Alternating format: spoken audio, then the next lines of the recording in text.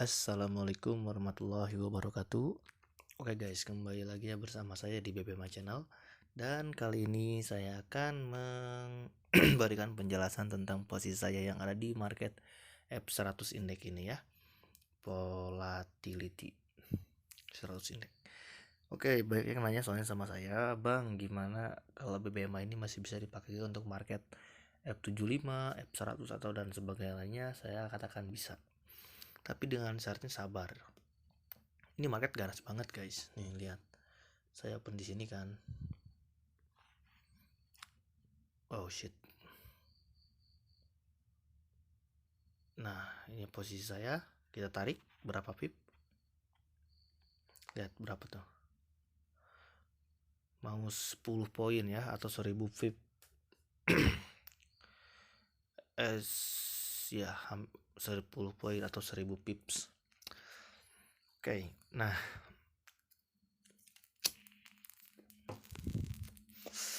jadi untuk F100 ini waktu itu kenapa saya ngambil sell di sini? Pertama, ini adalah momentum. Saya sering bilang pada kalian di penjelasan mengenai momentum, jika ada kejatuhan luar pasti ada kejatuhan dalam. Dengan kondisi market tertentu tuh lihat, dia mengasih kejatuhan luar, ada kejatuhan dalam tuh, lihat kan. Begitupun di sini. Kenapa saya ngambil entry sell di sini? Karena ini belum dikatakan MHP ya, walaupun di sini ada CSA awal. Kalau kita turun ke 4, apa yang terjadi sebenarnya? Malah MHP guys, CSA nya itu nggak valid gitu. Nah, saya masuknya di sini pas begitu buka market udah terjadi seperti kotak ini. Makanya saya mengambil keputusan untuk sell. Karena di D1 CSA ini tidak bisa dikatakan valid karena mengandung MHP di bawahnya. Dan saya entry di re-entry momentum ini guys. Kalau di D1-nya juga ini posisi re-entry dari CSA. Maka ini adalah signal awal untuk menjadi momentum berikutnya. Oke. Nah, kita kembali ya karena saya mengambil re-entry dari H4. Ini adalah full setupnya H4. Jika kita naik ke weekly, ini posisi re-entry-nya weekly tuh. Belum masuk sih. Udahlah. Itu hanya teori. Kita kembali aja ke posisi. Nah, di sini kan market sedang MHP ya. Market sedang MHP. Saya ngasih tanda di sini. Ini adalah momentum saya sebagai signal. Ingat, saya sering mengatakan kepada kalian, jangan pernah masuk di momentum, masuk di re-entry. Oke? Ini hanya signal guys, kita gak boleh masuk di signal. Ibaratnya gini, kalian itu kan sebelum, kalau mau merah nih, merah, kuning, nah ini baru kuning, belum hijau. Nah kita turun ke H1. Nah di H1 momentum juga. Oke.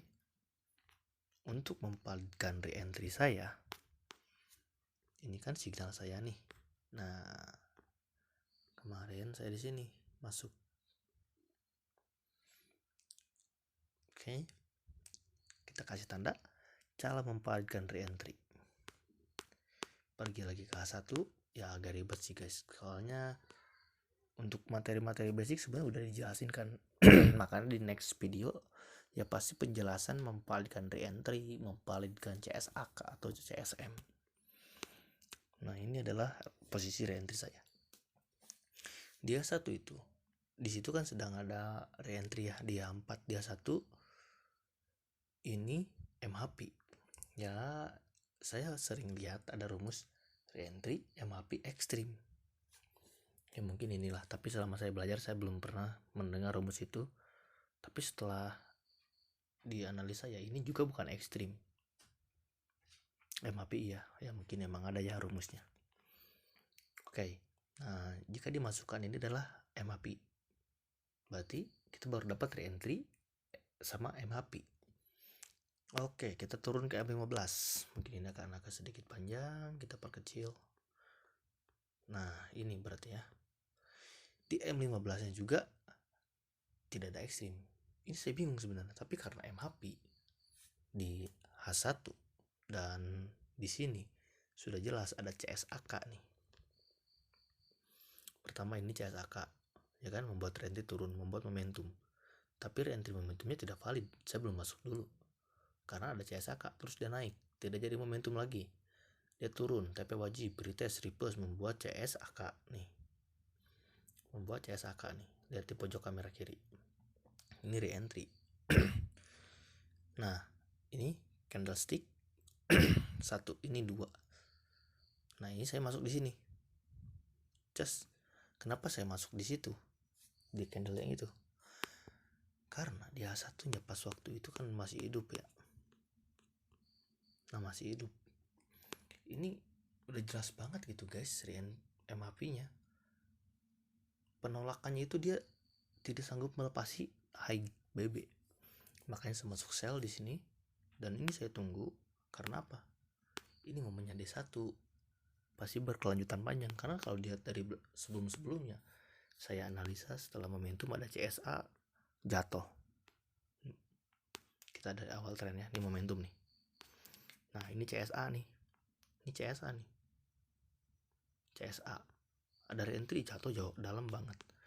Makanya begitu di sini, oh kebiasaan market ini begini. Saya coba hold ini berapa hari.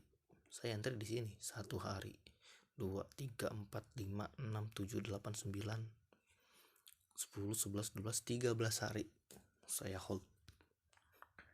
Saya sempat naik, tapi saya belum panik ya, walaupun ada CSA pasti ada reentry, dan ini sudah memasuki area reentry. Sepertinya malam ini saya akan close posisi saya.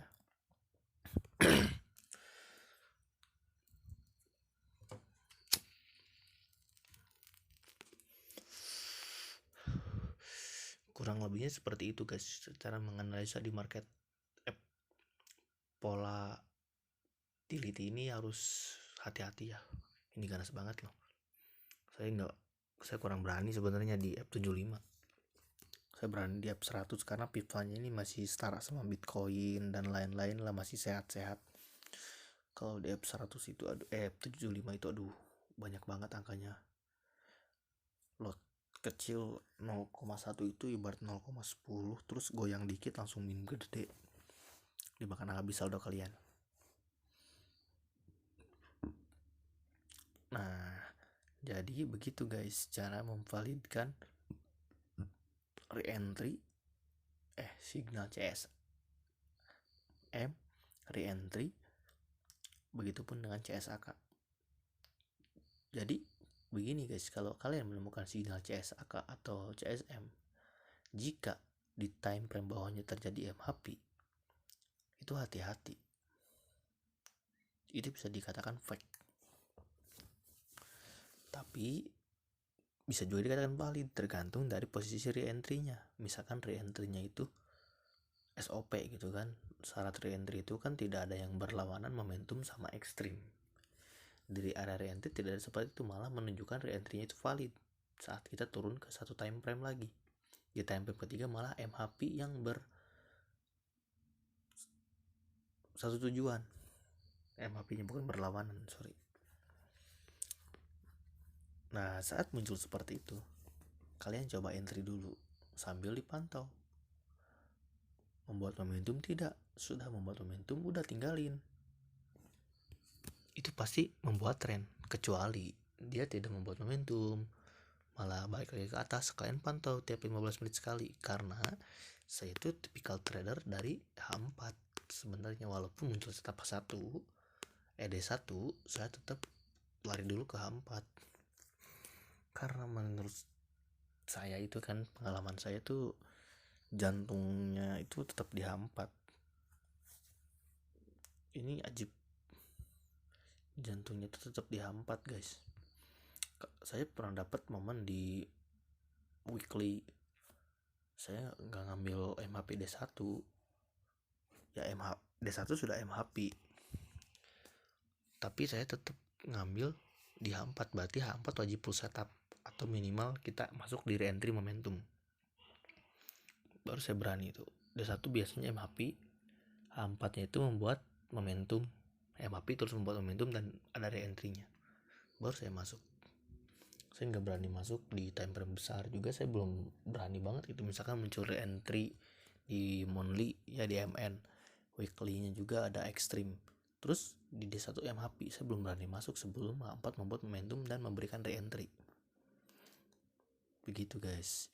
Kecuali begitu ada news, terus newsnya itu kan misalkan aktualnya itu kalau lebih besar bagus untuk market. Contoh Euro USD, misalkan USD aktualnya lebih besar daripada forecast.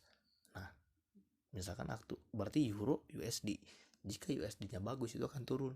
Sementara posisi market di D1 sedang MHP, baru saya berani masuk walaupun itu di momentum H4.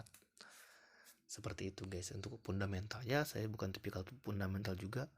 Kadang saya kegocek juga sama fundamental, kurang percaya banget.